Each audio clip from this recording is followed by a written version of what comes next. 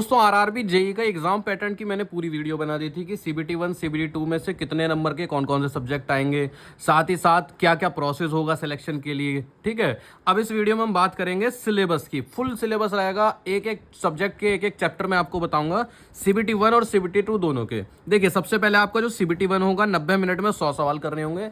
उसमें एक सेक्शन रहेगा मैथ का। मैथ का जो सेक्शन रहेगा वो 30 नंबर का रहेगा। ये जितने भी टॉपिक लिखे हैं ये मैथ के हैं। आप एक काम करिए, आप जो रजिस्टर बना रहे हैं या कॉपी बना रहे हैं जिस पे आप पढ़ाई करेंगे, जिस पर आप मान लीजिए मैथ की प्रैक्टिस करेंगे, उसके पहले पेज पर आप ये सारे टॉपिक लिख लीजिए और इनको 1 बाय 1 पढ़ते जाइए और जो जो कंप्लीट होते जाए उस पर टिक मारते जाइए। इससे क्या होगा, आपका सिलेबस बहुत अच्छे से कंप्लीट हो जाएगा और आपको पता भी रहेगा कि मुझे कौन सा चैप्टर कंप्लीट करना है या मेरा कोई चैप्टर छूट तो नहीं गया। ठीक है, मैथमेटिक्स 30 नंबर की आएगी।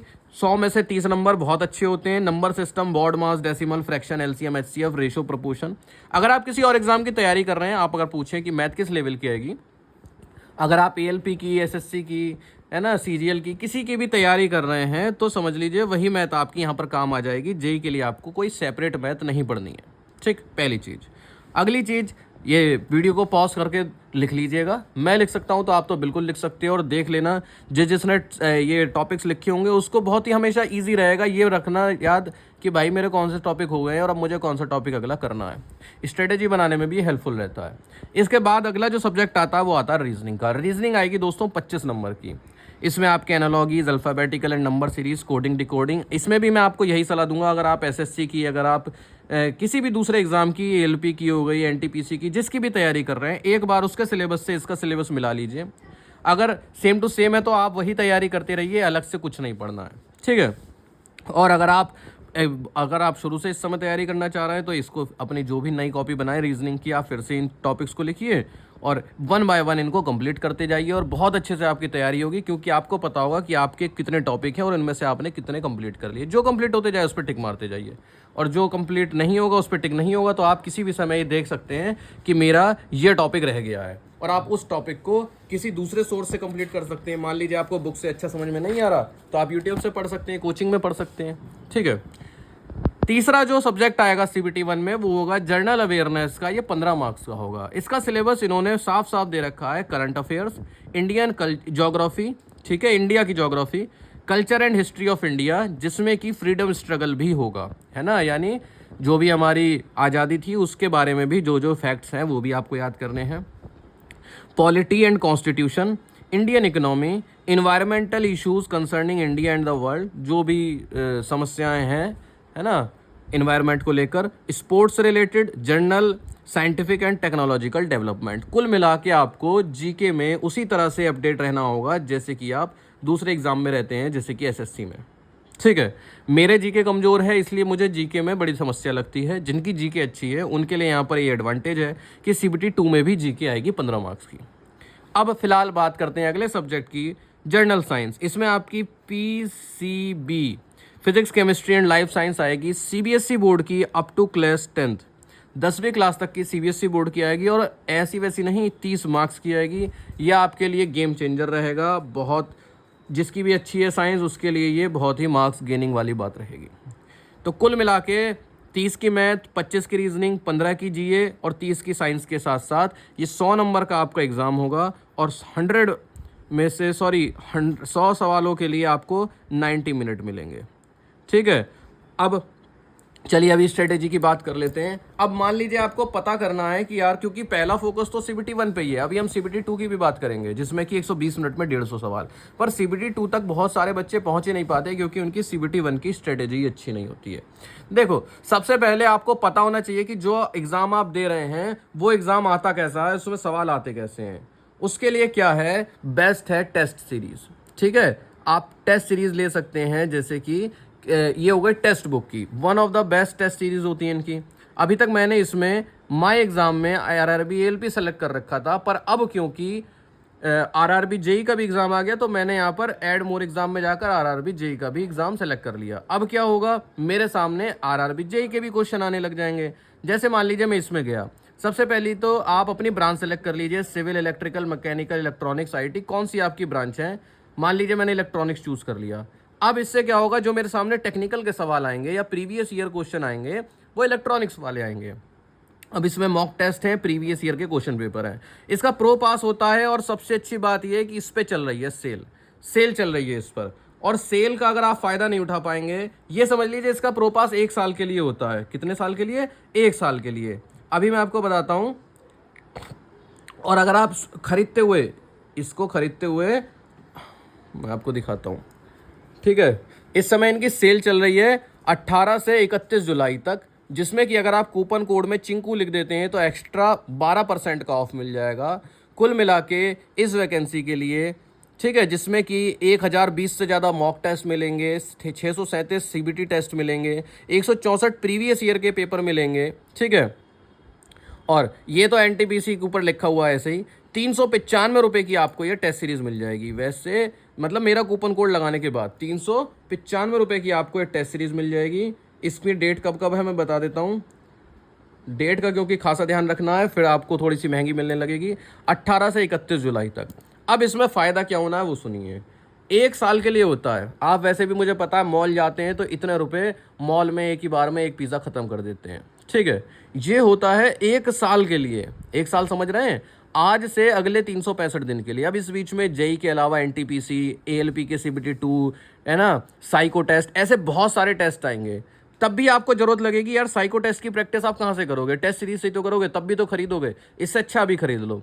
उससे क्या होगा, इनकी भी प्रैक्टिस हो जाएगी और उस समय जो साइको टेस्ट आएंगे वो भी आपको मिल जाएंगे, ठीक।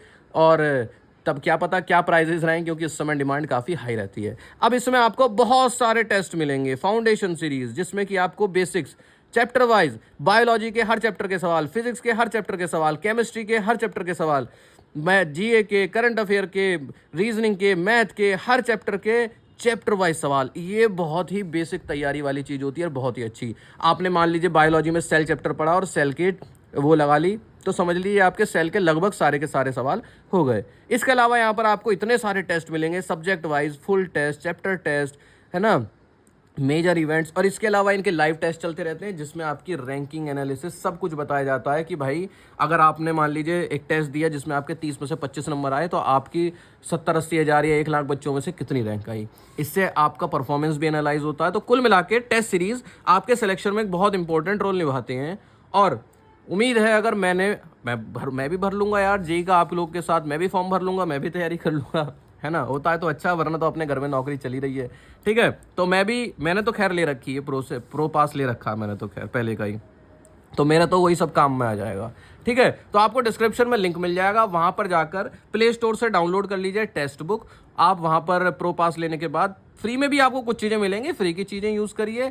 और जब आपको लगे कि यार नहीं यार काम की है, तो आप प्रो पास ले सकते हैं। लैपटॉप में भी बहुत अच्छा एक्सपीरियंस रहता है इनका। अगर आप लैपटॉप में टेस्ट बुक यूज़ करते हैं, बिल्कुल ऐसा एक्सपीरियंस रहता है जैसे कि आप असली में कोई टेस्ट दे रहे हो, ठीक है। चलिए, तो पहले ये तो हो गया सीबीटी 1 की बात। अब जो बच्चे सीबीटी 1 को पास करके जाएंगे सीबीटी 2 में, उनके सामने आएंगे 120 मिनट में 150 सवाल, ठीक है। इसमें पहला सेक्शन जर्नल अवेयरनेस का सेम वही है, 15 नंबर की जीए है, और सेम वही का वही जो है सिलेबस है। तो आपको जो जीए सीबीटी 1 के लिए पढ़नी है, वही जीए सीबीटी 2 में काम आ जाएगी। 15 नंबर की फिजिक्स एंड केमिस्ट्री, बायो हट गई है। Physics and chemistry CBSE board की up to class 10th standard की आएगी। तो जिसने सीबीटी 1 में साइंस तैयार करी होगी, वही आपकी साइंस यहाँ भी काम आ जाएगी। अब आपके सामने आ रहे हैं 2 नए सब्जेक्ट। पहला है basics of computer and application, जो कि 10 नंबर का है। इसमें आप पूरा सिलेबस पढ़ लीजिए, इसके अलग से नोट्स बना लीजिए, क्योंकि ये और बेसिक्स ऑफ एनवायरनमेंट बहुत इंपॉर्टेंट रोल निभाएंगे। क्योंकि सीबीटी 1 या अन्य किसी एग्जाम में आपने इनको तैयार इतने अच्छे से नहीं करा होगा, आपको जेईई में ही इनको तैयार करना होगा। आप देख सकते हैं इसमें architecture of computers, input and output device, कठिन नहीं आते हैं क्वेश्चन। अच्छा, आपको पता कैसे चलेगा कि कंप्यूटर के क्वेश्चन कैसे आते हैं?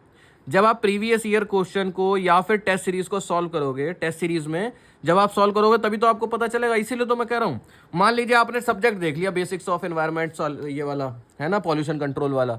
भैया आपने टॉपिक देखे और आपको पता ही नहीं है कि इसमें सवाल कैसे आएंगे, तो पता कैसे चलेगा? पता ऐसे चलेगा जब आप देखेंगे कि प्रीवियस ईयर में, पिछले साल में इनके कैसे सवाल आए थे, और साथ ही साथ मॉक टेस्ट में इनके किस तरह के सवाल आ रहे हैं, ठीक है। तो तभी तो आप देख पाएंगे कि भाई साहब इनमें से अच्छा ऐसे सवाल आते हैं। या क्या पता आप सोच के बैठे हो बहुत कठिन और आसान आ जाए, और क्या पता आप सोच के बैठे हो हलवा और वो कठिन आ जाए।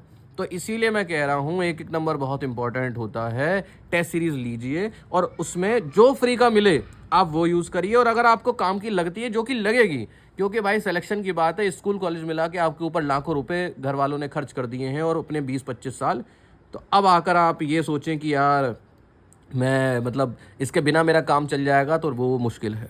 ठीक है, तो ये हो गया basics of environment and pollution control के हर एक टॉपिक, जिसको कि आप किसी भी सोर्स से पढ़ सकते हैं और फिर टेस्ट सीरीज में आकर देख सकते हैं कि हाँ इसमें इस तरह के सवाल हैं, मैं जो पढ़ रहा हूँ वो सही पढ़ रहा हूँ या गलत।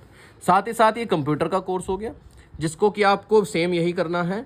आपको किसी सोर्स से पढ़ना है, कोचिंग या यूट्यूब या किसी भी पेड कोर्स से या फ्री के कोर्स से, जहाँ से आपकी मर्जी है, किसी बुक से, और फिर आपको देखना है कि ये इसके सवाल आते हैं या पिछली बार कंप्यूटर के ये सवाल आए थे और ये आप कर सकते हैं। ठीक, तभी तो आपको कॉन्फिडेंस मिलेगा, तभी तो आप किसी से मुंह उठा के कहेंगे कि यार मुझे कंप्यूटर और एनवायरनमेंट तो आती है, जो मैंने पढ़ रखा है वही सवाल आते हैं, मुझे टेंशन नहीं है। जब आपने पिछला पेपर देखा होगा तभी तो कह सकते हैं। इसके अलावा 100 नंबर की आती है टेक्निकल एबिलिटीज़। टेक्निकल एबिलिटीज़ के लिए हर ब्रांच का अलग सिलेबस होगा, वो आपको इनकी वेबसाइट पर मिल जाएगा। ठीक है, हर ब्रांच के लिए अलग सिलेबस है, तो उम्मीद है ये सिलेबस आपके काम आएगा। जो भी समस्या हो, कन्फ्यूज़न हो, आप कमेंट बॉक्स में लिख सकते हैं। ठीक, तो इस वीडियो में इतना ही। मेरा मकसद था इस वीडियो में आप लोगों को सिलेबस देखा ना कि भाई ये CBT 1 CBT 2 का सिलेबस है, जिससे कि आपको साफ अक्षरों में मिल जाए। जिसका भी सिलेबस नोट कर रहा हूँ, वीडियो पॉज करना और नोट कर लेना।